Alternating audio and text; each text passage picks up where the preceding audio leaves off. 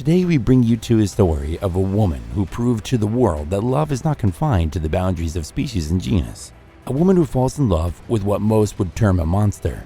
We are talking about a film of 2017 titled The Shape of Water.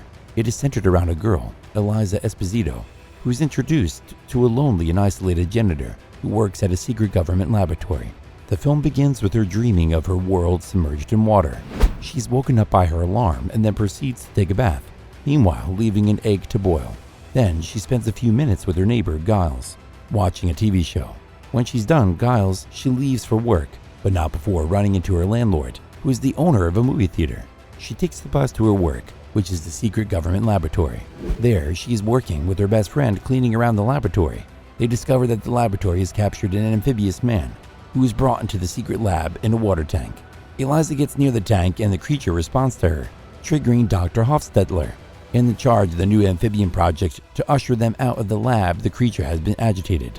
The next day, Eliza and her friend Zelda are working in the bathrooms when they have an awkward interaction with Strickland, the government official who is overlooking the amphibian project. Later that day, Eliza sees Strickland come out of the lab where the creature is kept.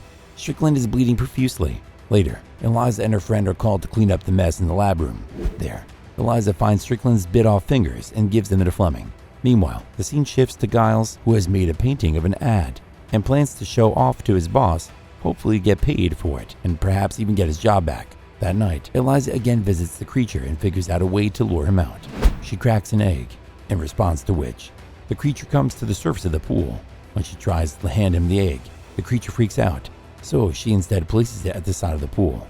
The creature takes the egg and dives back into the pool. Later on, Zelda and Eliza are called to Strickland's office, where Strickland discusses their backgrounds with them, and in the end, warns them of staying away from the creature that has brought from South America. The next night, Eliza brings the creature another egg and also plays music. The creature hesitates, but then opens up to her.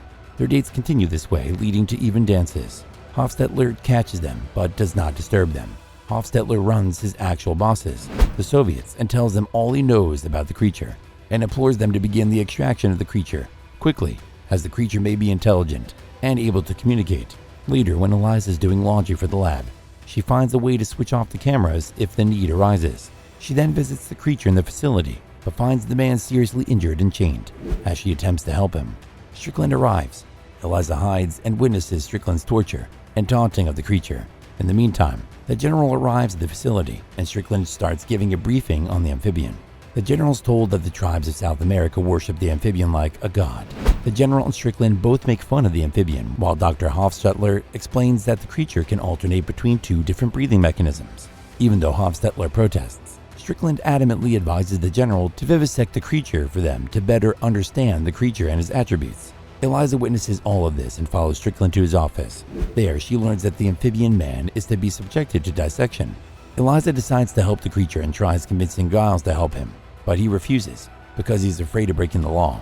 Giles leaves the apartment in a hurry, and the next day he learns that he won't be getting back his job. Giles goes to the bar he frequently visits, but is greatly mistreated.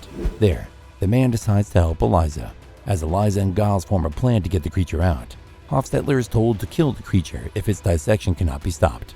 Eliza and Giles attempt to steal the amphibious man from the laboratory, using a laundry van while Eliza cuts off the cameras. However, Strickland becomes suspicious and starts to navigate. Eliza and Giles are successful in freeing the creature, but the amphibious man is injured during the escape, and Eliza brings him to her apartment to hide and recover. Strickland breaks into Eliza's apartment using Zelda, and a tense standoff is shown. Giles tries to protect the amphibious man, while Eliza calls for help. Strickland tries to capture the amphibious man, leading to a violent confrontation. In the end, though it seems like a miracle, Eliza and the amphibious man escape and embark on a journey together. Strickland is shown to have been punished for his actions, while Eliza and the amphibious man live happily ever after. This was all for today, but do not worry, we will be back with more interesting movie recaps. Do make sure to subscribe to the channel and let us know your opinion in the comments section. See you next time.